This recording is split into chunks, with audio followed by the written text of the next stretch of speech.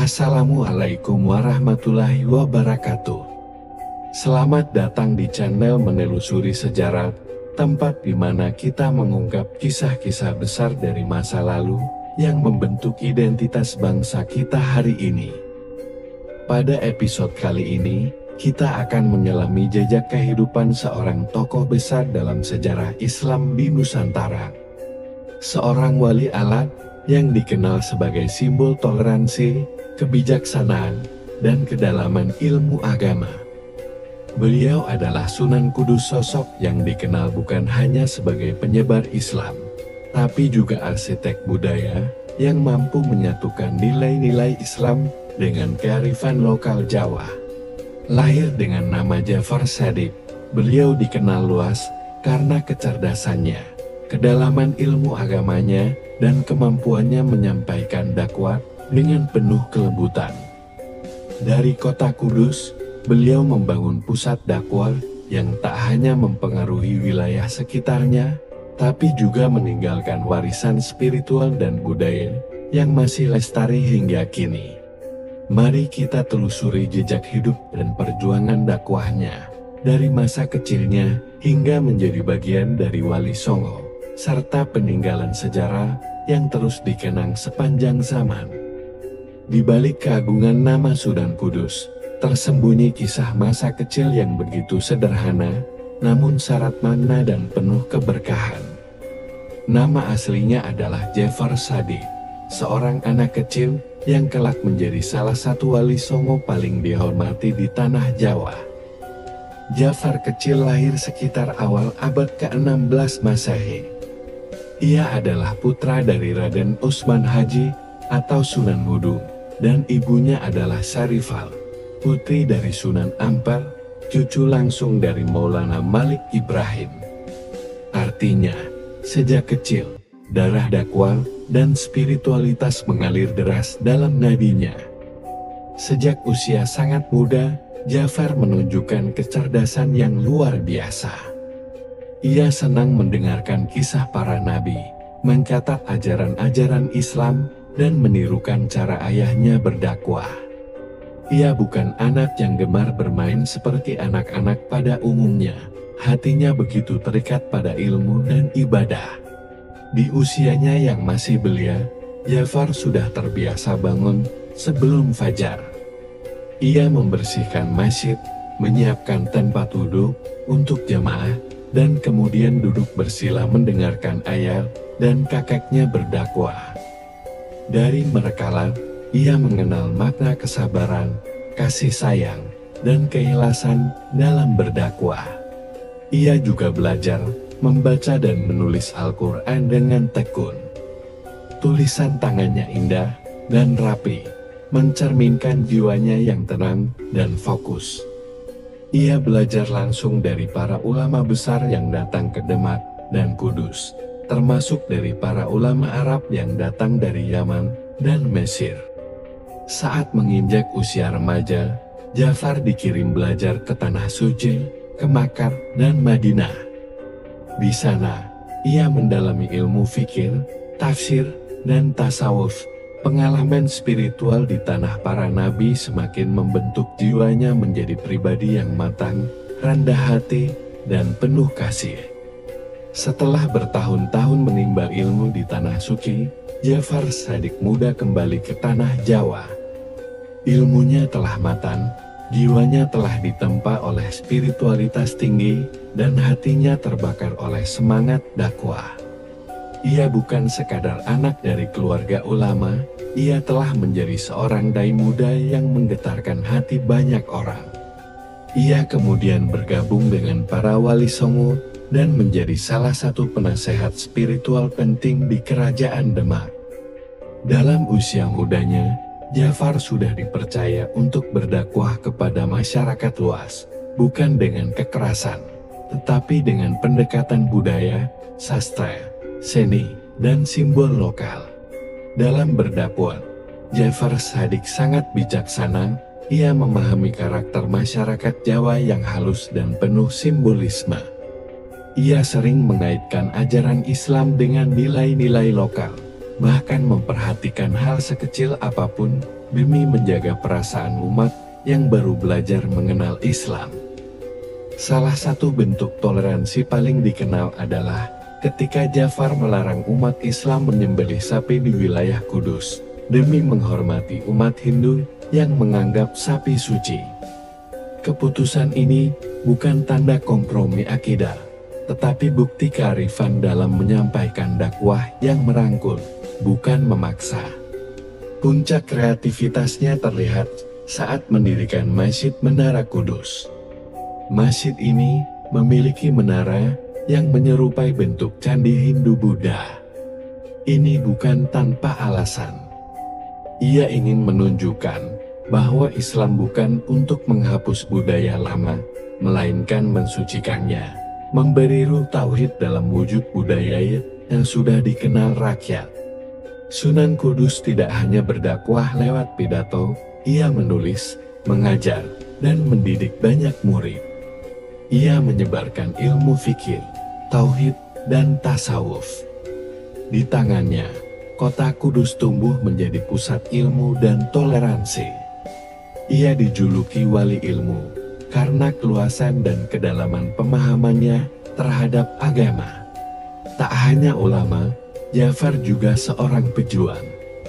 Ia pernah menjadi panglima perang kerajaan Demak saat menyerang Portugis di Malaka. Dalam peperangan, ia tetap menjunjung tinggi akhlak dan adab. Ia menanamkan bahwa jihad bukan hanya mengangkat senjata, tapi juga mengangkat derajat manusia lewat ilmu dan adab.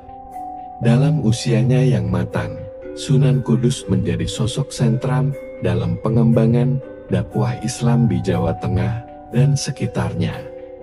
Ia tak pernah membanggakan diri, selalu merendah, dan hidup dengan sederhana.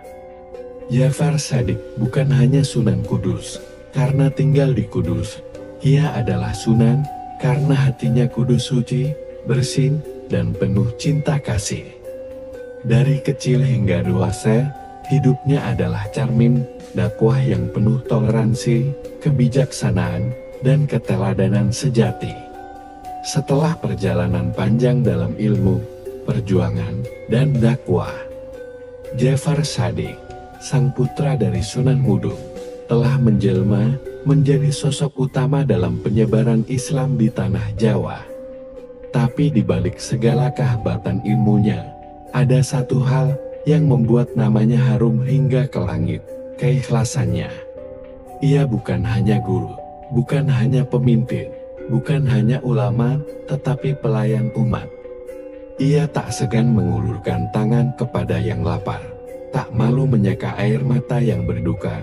Setiap langkahnya adalah dakwah, setiap senyumnya adalah rahmat. Masyarakat mencintainya bukan karena ia hebat, tetapi karena ia hadir seperti pelita. Tak membakar, hanya menerangi. Tak memaksa, hanya mengundang. Kehadirannya membuat setiap hati yang gersang kembali lembut, kembali dekat pada Allah. Hingga tibalah suatu masa, para wali besar di tanah Jawa termasuk Sunan Kalijaga, Sunan Bonang, dan Sunan Giri mengakui bahwa Ja'far Shadiq telah mencapai makam yang tinggi. Dalam pertemuan yang sakral, ia secara ruhani dan batiniah diangkat sebagai salah satu wali Allah, menjadi bagian dari wali songo yang dihormati. Pengangkatannya bukan karena jabatan atau garis keturunan, tetapi karena Allah telah menyucikan hatinya, memurnikan niatnya, dan menanamkan cahaya dalam lisannya. Dari Ja'far kecil yang membersihkan masjid, menjadi pejuang dakwah, hingga diangkat sebagai wali Allah.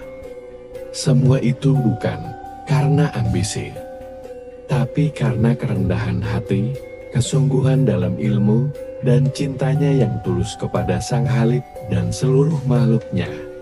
Menjadi wali Allah bukanlah tujuan hidupnya, tapi justru karena ia tak pernah mencari kedudukan. Allah sendiri yang meninggikannya. Karena ia mencintai manusia, maka Allah menjadikan cintanya langgeng. Karena ia mendekat kepada Allah, maka Allah pun mendekat padanya. Dari ilmu, keikhlasan, hingga pengabdian. Kisah Sunan Kudus adalah cermin bagi kita semua. Bahwa menjadi wali bukanlah soal nama, tapi soal jiwa. Mari kita teladani sifat beliau, rendah hati, bijaksana, dan penuh kasih sayang. Di sepanjang hidupnya, Sunan Kudus tak pernah mengejar kemewahan dunia, namun jejaknya ibarat mata air mengalirkan keberkahan hingga hari ini.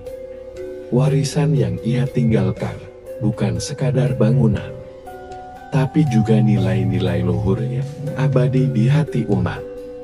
Salah satu peninggalan paling ikonik adalah Masjid Menara Kudus yang dibangunnya pada tahun 1549 Masehi. Masjid ini unik, menaranya menyerupai bangunan candi, simbol dari dakwah yang menghormati budaya lokal. Arsitekturnya menjadi bukti bahwa Islam datang bukan untuk menghancurkan, melainkan untuk menyempurnakan. Di masjid itu pula, ia memperkenalkan azan diiringi beduk, bentuk akulturasi yang cerdas dan damai. Hingga kini, tradisi itu masih hidup, menjadi identitas Islam Nusantara yang lembut dan penuh hikmah. Ia juga meninggalkan ilmu. Banyak kitab kuno dan ajaran yang ia wariskan kepada para muridnya, termasuk tafsir Al-Quran dan fikih, yang disesuaikan dengan budaya masyarakat Jawa. Santri-santri binaannya kelak menjadi penerus dakwah Islam di berbagai penjuru Nusantara. Bahkan hingga kini, di bulan Ramadan, masyarakat Kudus menggelar tradisi dandangan, warisan Sunan Kudus sebagai sarana menyambut bulan suci dengan kegembiraan dan semangat spiritual. Sebuah tradisi yang memadukan budaya dan iman. Dan seperti semua hamba pilihan Allah, tibalah waktu bagi Sunan Kudus untuk berpulang. Ia wafat dalam keadaan tenang, sekitar akhir abad ke-16 Masehi. Tidak banyak catatan detail tentang detik-detik wafatnya, karena memang ia hidup dalam kesunyian yang agung. Ia dimakamkan di kompleks Masjid Menara Kudus, di samping masjid yang ia bangun sendiri. Hingga hari ini, makamnya tak pernah sepi dari peziarah. Doa-doa mengalir, air mata haru menetes, dan cerita tentang keteladanan beliau terus hidup dari generasi ke generasi. Wafatnya Sunan Kudus bukanlah akhir, tapi awal dari hidup abadi dalam cinta umat dan ridha ilahi. Ia meninggalkan dunia tanpa pamrih, tapi namanya terus disebut dalam syair, dalam doa, dalam lisan mereka yang ia ajarkan Islam dengan kelembutan. Inilah Jafar Shadiq. Bukan sekadar Sunan Kudus, tapi wali Allah yang hatinya selalu kudus. Lisannya penuh hikmah, dan hidupnya dipenuhi cinta tanpa batas. Semoga kisah ini menghidupkan kembali semangat dakwah yang penuh kasih, seperti yang dicontohkan oleh Sunan Kudus. Mari kita lanjutkan warisannya, mencintai ilmu, menghargai perbedaan, dan berdakwah dengan kelembutan. Jangan lupa untuk like, share, dan subscribe channel ini untuk kisah inspiratif para wali lainnya. Karena sejarah para kekasih Allah bukan sekadar untuk diketahui, tapi untuk diteladani.